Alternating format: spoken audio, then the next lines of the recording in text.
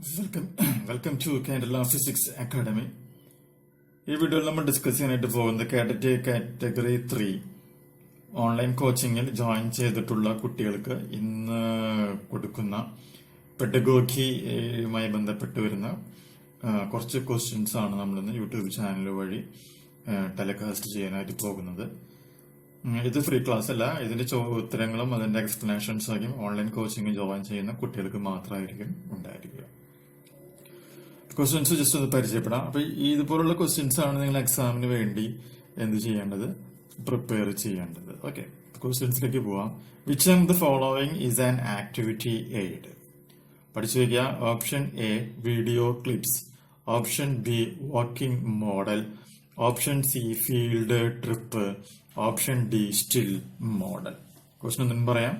Which among the following is an activity aid? Option A video clips, option B working model, option C field trip, option D still model. Question number 2. Which of the following is not the property of CCE? Okay, options noka. Diagnosing weakness of students, option B informal evaluation carried out by teachers, option C multiple techniques of evaluation, option D considering only scholastic aspects.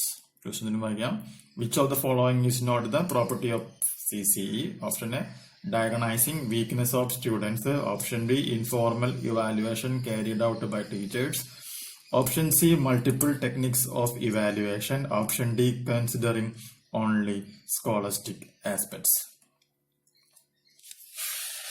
Question number 3.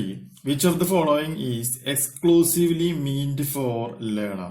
Option A reference book, option B source book, option C handbook, option D workbook. Which of the following is exclusively meant for learner? Option A reference book, option C source book, option B handbook, option D workbook. Question number 4. NCF lies more emphasis on. NCF lies more emphasis on. Option A behaviorism, option B naturalism, option C pragmatism, option D constructivism. NCF lies more emphasis on. Option A behaviorism, option B naturalism, option C pragmatism, option D constructivism. Question number 5. Science is the pursuit of truth. Science is the pursuit of truth. The value of science referred here is option A moral, option B practical, option C social, option D intellectual. So science is the pursuit of truth. The value of science referred here is option A moral, option B practical, option C social, option D intellectual. Question number 6. Which of the following does not promote reflection? Option A instrumental feedback, option 2 case records, option 3 journal, option 4 handbook. Which of the following does not promote reflection? Option A instrumental feedback, option 2 case records, option 3 journal, option 4 handbook. Question number 7. Which among the following is not a Herbartian approach to lesson planning? Which among the following is not a Herbartian approach to lesson planning?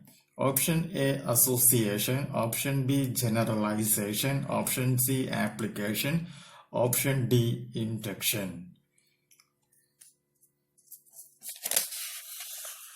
Question number 8. Identify the test used to find out area of difficulty faced by students.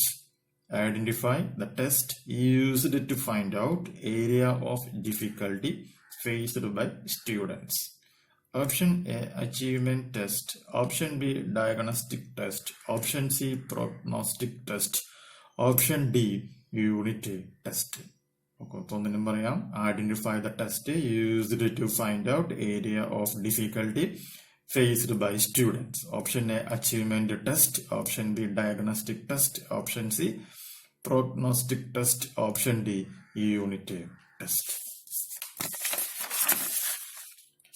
ഒമ്പതാമത്തെ question നോക്കുക. The evaluation at the end of the course is option A, placement evaluation, option B, formative evaluation, option C, diagnostic evaluation, option D, summative evaluation.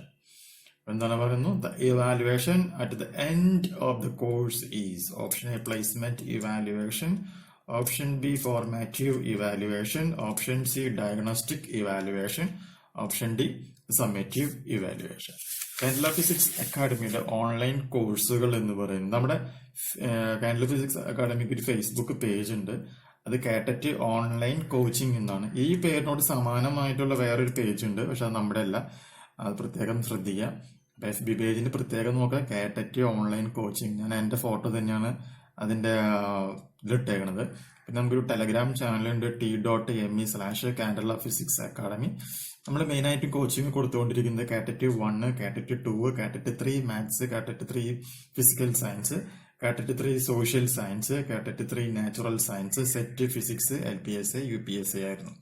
കാറ്ററ്റ് 1ഉം കാറ്ററ്റ് 2, അതുപോലെ തന്നെ കാറ്ററ്റ് 3 natural സയൻസും social സയൻസിന്റെയും അതുപോലെ തന്നെ LPSA, UPSAയുടെയും admission നമ്മൾ ഇടയ്ക്ക് വെച്ചിട്ടൊന്ന് സ്റ്റോപ്പ് ചെയ്യേണ്ട വന്നു. കാരണം 300 കുട്ടികളെക്കാളും കൂടുതലും എടുക്കില്ല എന്നായിരുന്നു എൻ്റെ ഒരു തീരുമാനം ഞാൻ എടുത്തിരുന്നത്.